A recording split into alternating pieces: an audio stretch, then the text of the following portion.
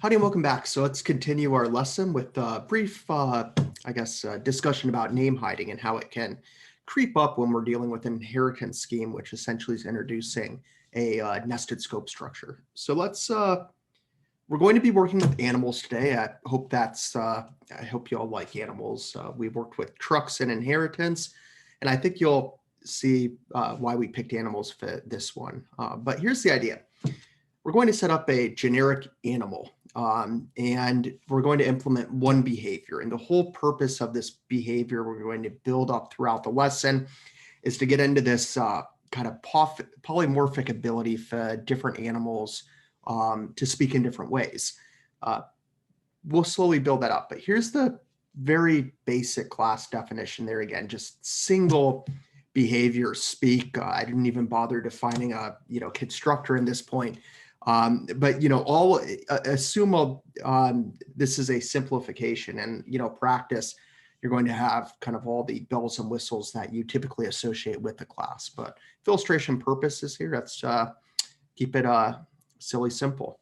So the definition of speak is simply going to return a string, which is going to be the noise that the animal makes when it speaks.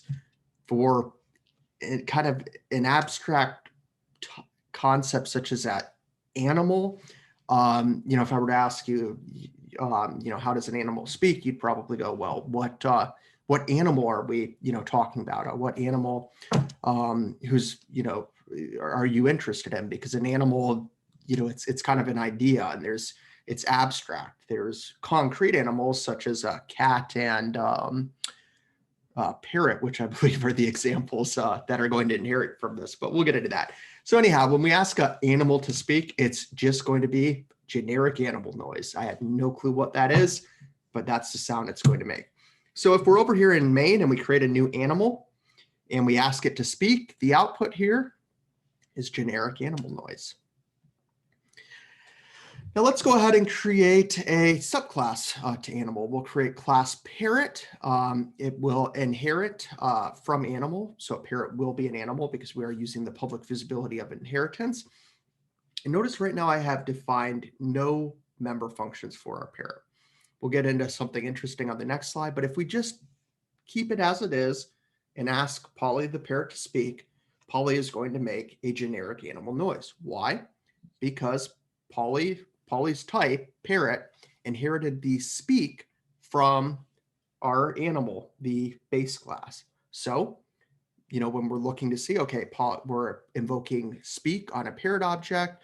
Let's check the class, parrot. No, it's not defined. Okay, let's check the base class. It's defined there. And what is the output? Generic animal noise.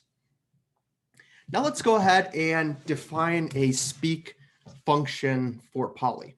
So standard library string is going to be the return type. Speak is going to be the name with an empty parameter list. We'll then define the speak function to simply be Polly wants a cracker. I don't know, but there we go. So at this point, if we ask Polly to speak, Polly has defined, well, in this case, parrot has defined its own speak function. So in that case, speak is going to resolve to, again, it's going to look up in the nested scope first. So parrot, and it found a match. So if we ask Polly to speak, Polly will say, Polly wants a cracker. Okay, now what's going on here? How's that function resolution happening? Well, it's name hiding. So remember, if we had int I is initialized with 7, throw in some curly braces to denote a new scope, and then int I is equal to 8. So redefining I within this scope. If we were to hit this line right here, the integer value of 8 is going to be output, because if we look up I, we first look in our current scope before looking or venturing out into an outer scope. And guess what? We found I there. So we're going to use it. Now, if we come down here, notice that we're back to the outer scope. So if we see out I, that's going to resolve to the I that was declared within this scope. So 7. Now, had we not had that, the reintroduction of I within this nested scope, the lookup for I on this line here would first check to see if I was defined within this scope. It's not. So it'll then check the outer scope. And guess what? We have a match. See out in this case will be the integer value of 7. So in the integer example to the left, we have created a nested scope. Remember that names can be reintroduced as long as they present in a different scope. How's this different than maybe function overloading? Well, one of the key components of that definition, and again, I mean, we're using just variables here, but assume these were functions because we will get into this with the classes. One of the key components for function overloading is within the same scope. But anyhow, let's go ahead and table that for a second.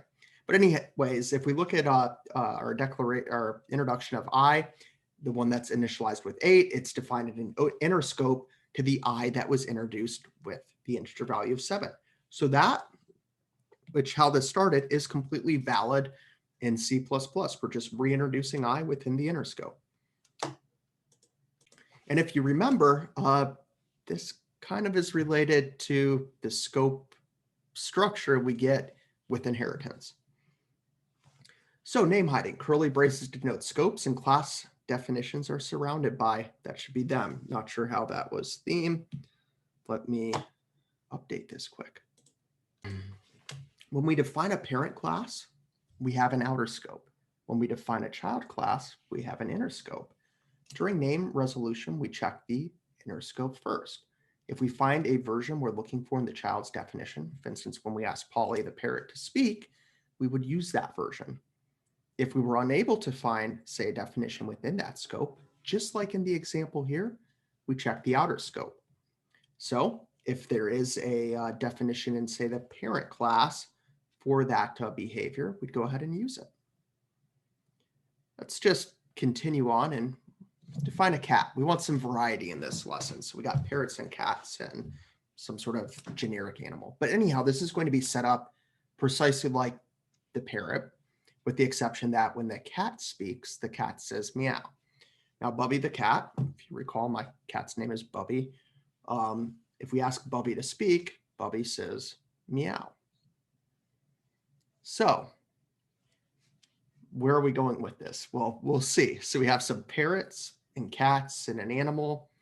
And now let's slowly move into a collection of animal where they kind of come in different forms and speak differently. So mysterious, but we'll leave it at that and continue on here shortly.